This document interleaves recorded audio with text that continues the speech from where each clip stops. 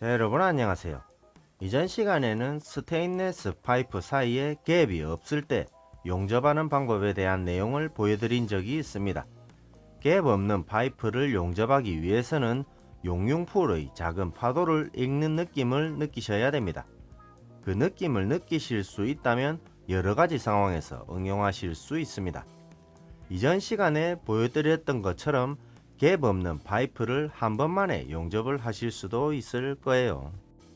그렇다면 베벨링된 카본 스틸 파이프 사이에 갭이 있을 때에도 한 번만에 용접이 가능할까요? 오늘은 그 내용에 대해서 보여드리겠습니다.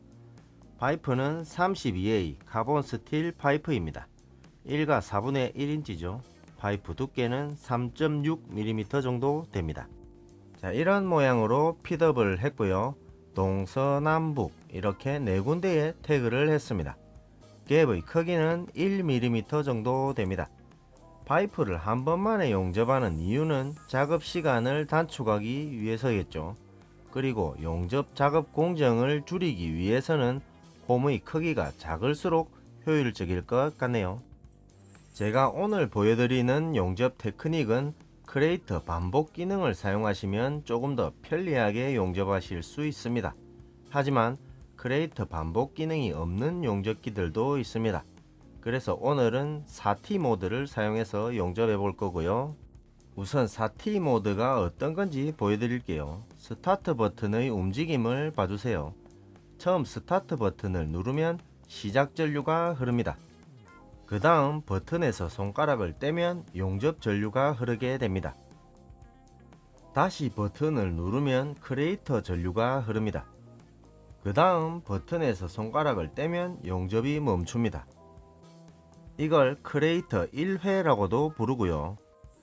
하나, 둘, 셋, 넷 이렇게 손가락을 4번 움직인다고 해서 4T 모드라고도 부릅니다.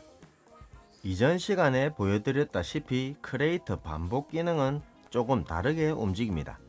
크레이터 1회일 때는 크레이터 전류 이후에 용접이 멈춥니다.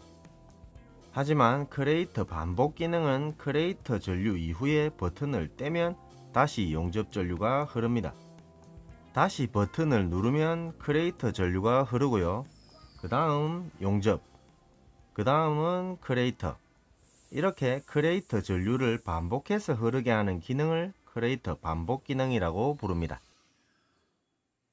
오늘은 턴테이블에서 일지 포지션으로 용접을 할 거고요. 턴테이블에서 용접하는 걸 보여드리는 이유는 여러 가지가 있습니다. 그 중에서 한 가지 이유는 이렇게 하면 용융풀을 더 자세하게 보여드릴 수 있기 때문입니다. 차후에는 다른 포지션에서 용접하는 것도 보여드릴 거고요. 용접봉은 3.2mm 용접봉을 사용하겠습니다. 4T 모드를 사용해서 조금씩 끊어서 용접을 해볼 거예요. 그러면 손가락은 스타트 버튼을 눌렀다 떼기를 계속 반복하면서 용접을 해야 되겠죠.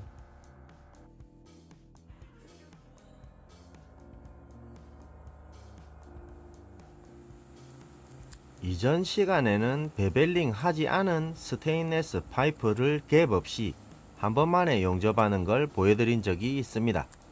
그때 보여드렸던 용접 방법은 소구경 파이프를 용접할 때 응용하시면 아주 효율적입니다. 그러나 여러가지 상황들에 의해서 베벨링된 파이프 사이에 간격이 있는 경우도 있습니다. 그때에도 여러가지 용접 테크닉들을 응용하실 수 있습니다. 오늘 보여드리는 용접 방법은 여러가지 용접 테크닉들 중에 한 가지입니다. 용접 원리는 이렇습니다. 베벨링된 파이프 사이에 홈을 충분히 채울 수 있을 정도의 용접봉을 녹여주세요. 그러면 큰 용융풀이 만들어집니다. 그리고 그 용융풀에 지속적으로 열을 가하게 되면 용융풀은 점점 더 파이프 속으로 침투하게 됩니다. 결국 용융풀은 파이프를 관통하게 됩니다. 용융풀이 파이프를 관통하는 순간 용융풀에는 작은 파도가 만들어집니다. 이 작은 파도를 읽는 타이밍이 가장 중요한 포인트입니다. 그리고 용융풀이 파이프를 관통한 후에도 용융풀은 점점 더 깊이 침투합니다. 그러면 파이프 표면 부분의 용융풀도 점점 낮아지게 됩니다. 이때 용융풀이 파이프 표면 높이보다 더 낮아지기 전에 용접을 멈춰야 됩니다. 그러면 용융풀이 파이프 표면보다 높은 상태에서 고체화가 됩니다. 그리고 다시 용접. 용융풀이 파이프를 관통한 후에 그 다음 용융풀이 파이프 표면보다 낮아지기 전에 스톱. 이런 과정을 계속 반복하면서 용접하는 원리입니다. 그런데 같은 원리로 용접을 하더라도 파이프의 재질에 따라서 결과는 조금씩 다르게 나타납니다. 차후에는 이와 같은 원리로 스테인리스 파이프를 용접하게 되면 어떤 결과가 나타나는지도 보여드릴 예정입니다. 파이프를 용접할 때에는 베벨링을 하고 그라인딩을 하고 그 다음 파이프 사이에 적당한 간격을 만들고 그 다음 루트 패스를 하고 백비드를 확인한 후에 핫패스, 킬패스, 캡패스 이런 과정으로 용접하는 것이 가장 확실한 용접 방법입니다. 또 일반적이고요. 하지만 때때로 우리는 조금 더 좋은, 조금 더 확실하게, 조금 더 빠르게를 원할 때도 있습니다. 그런 결과들을 얻기 위해서는 새로운 아이디어를 생각할 필요가 있습니다. 그리고 그 아이디어들을 실천한다면 그건 여러분들만의 노하우가 될 것입니다.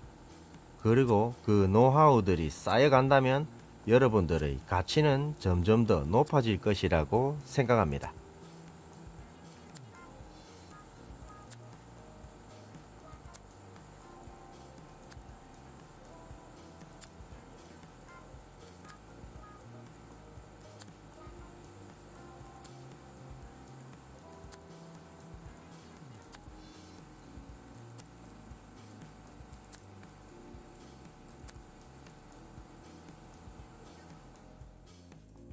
자, 이런 결과물이 나옵니다.